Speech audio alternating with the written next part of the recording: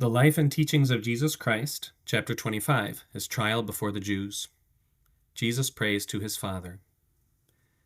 After saying these things, Jesus went out with his disciples across the Kidron Valley, where there was a garden called Gethsemane.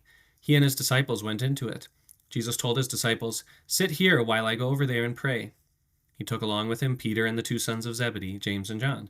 Then he began to be troubled and distressed. He said to them, "My soul is overwhelmed with sorrow, even to the point of death. Stay here and keep watch. Keep praying that you may not enter into temptation."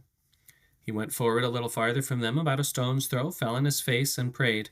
He said, "Abba, my Father, if it is possible, let this cup pass from me. Everything is possible for you, yet not my will, but yours be done."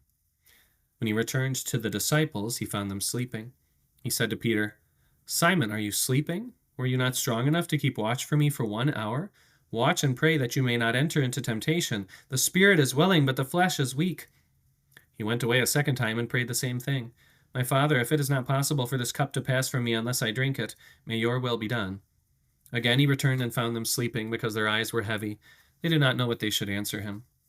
He left them again, went away, and prayed a third time. He said the same words as before. An angel from heaven appeared to him and strengthened him. As he was in agony, he prayed more fervently. His sweat became like great drops of blood falling to the ground. Then when he rose from prayer, he returned the third time to his disciples and found them sleeping as a result of sorrow. He said to them, "Are you still sleeping and resting? It is enough. Why are you sleeping? Get up, look, the hour is near, and the Son of Man is betrayed into the hands of sinners. Rise, let us go. Look, my betrayer is near." Jesus is betrayed and arrested. Just then, while Jesus was still speaking, suddenly the man called Judas, one of the 12, arrived. Judas, who was betraying him, knew the place because Jesus often met there with his disciples. With him was a large crowd of soldiers and guards armed with swords, clubs, lanterns, torches, and weapons. They were from the chief priests and experts in the law and the elders of the people. Now his betrayer had given them a sign, saying, "The one I kiss is the man. Arrest him and lead him away under guard."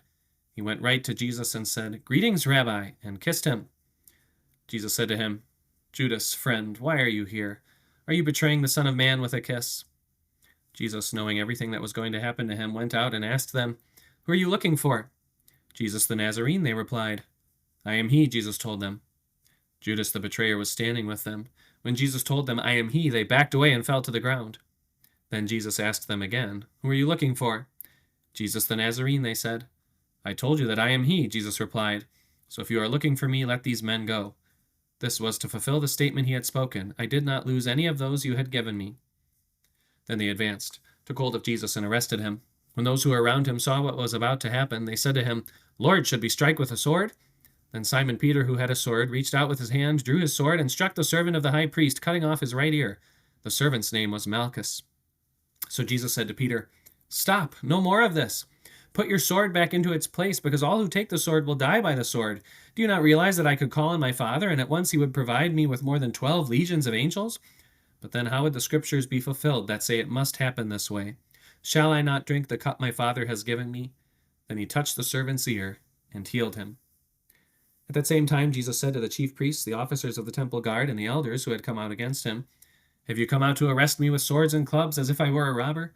Day after day I was with you, sitting in the temple courts, teaching, and you did not arrest me. But this is your hour when darkness rules. All this has happened so that the writings of the prophets would be fulfilled." Then all the disciples deserted him and fled. A certain young man was following him, wearing just a linen cloth over his naked body. They seized him, but he left behind the linen cloth and fled from them naked. Jesus on trial before Annas. Then the company of soldiers, their commander, and the Jewish guards seized him, bound him, led him away, and brought him first to Annas, because he was father-in-law to Caiaphas, who was the high priest that year. Now it was Caiaphas who had advised the Jews, "It is better that one man die for the people." The high priest questioned Jesus about his disciples and his teaching. Jesus answered him, "I have spoken openly to the world. I have always taught in a synagogue or at the temple, where all the Jews gather. I said nothing in secret. Why are you questioning me? Ask those who heard what I told them. Look, they know what I said." When he said this, one of the guards standing there hit Jesus in the face. "Is that how you answer the high priest?" he demanded. "If I said something wrong," Jesus answered, "testify about what was wrong. But if I was right, why did you hit me?" Jesus on trial before Caiaphas and the Jewish Sanhedrin. Then Annas sent him bound to Caiaphas, the high priest, where all the chief priests, the experts in the law, and the elders were assembled. The chief priests and the whole Sanhedrin were looking for false testimony against Jesus so that they could put him to death, but they did not find any. Many false witnesses came forward against him, but their testimonies did not agree. Finally, 2 came forward and gave this false testimony against him. We heard this fellow say, I am able to destroy this temple of God made with hands, and in 3 days I will rebuild another made without hands. Yet even on this point their testimony did not agree. The high priest stood up, stepped forward, and questioned Jesus. Have you no answer? What is this that these men are testifying against you? But Jesus remained silent and did not answer anything. Then the high priest said to him again, I place you under oath by the living God. Tell us if you are the Christ, the Son of God. Jesus said to him, It is as you have said, but I tell you, soon you will see the Son of Man sitting at the right hand of power and coming on the clouds of heaven.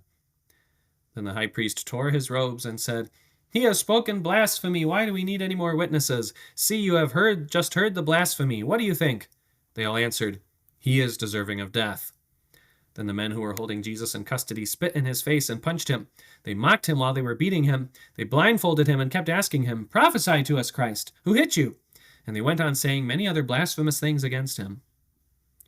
Peter denies Jesus. Meanwhile, Simon Peter and another disciple kept following Jesus at a distance.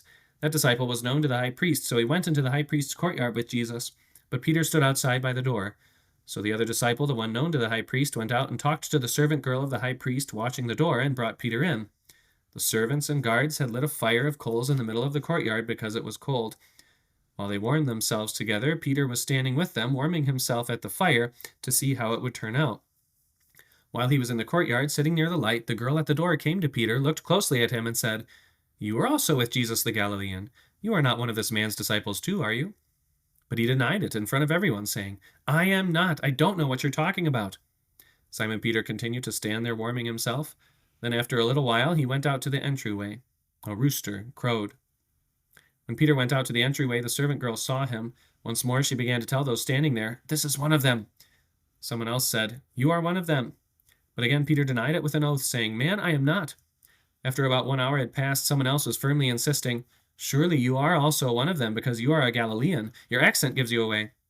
One of the servants of the high priest, a relative of the man whose ear Peter had cut off, said, Didn't I see you with him in the garden? Then Peter denied it again. He began to curse and to swear, Man, I don't know what you are talking about. I do not know the man.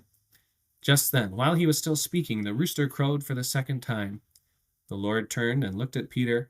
Then Peter remembered the Lord's word, how he had said to him, Before the rooster crows twice, you will deny me 3 times.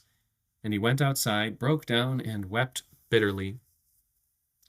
The Jewish Sanhedrin makes their condemnation official.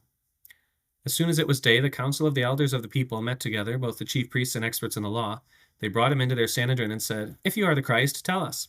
But he said to them, If I tell you, you will not believe, and if I ask you, you will not answer me or release me. But from now on, the Son of Man will be seated at the right hand of the power of God. They all said, Are you then the Son of God? He said to them, I am what you are saying. Then they said, Why do we need any more testimony? For we ourselves have heard it from his own mouth.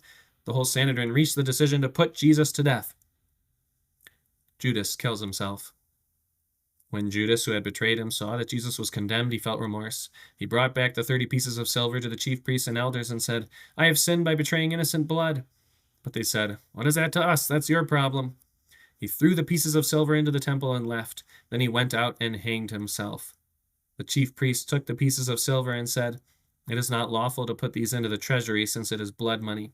They reached a decision to buy the potter's field with the money as a burial place for foreigners, so that field has been called the Field of Blood to this day. Then what was spoken through Jeremiah the prophet was fulfilled. They took the 30 pieces of silver, the price the sons of Israel had set for him, and they gave them for the potter's field, just as the Lord commanded me. This is God's word.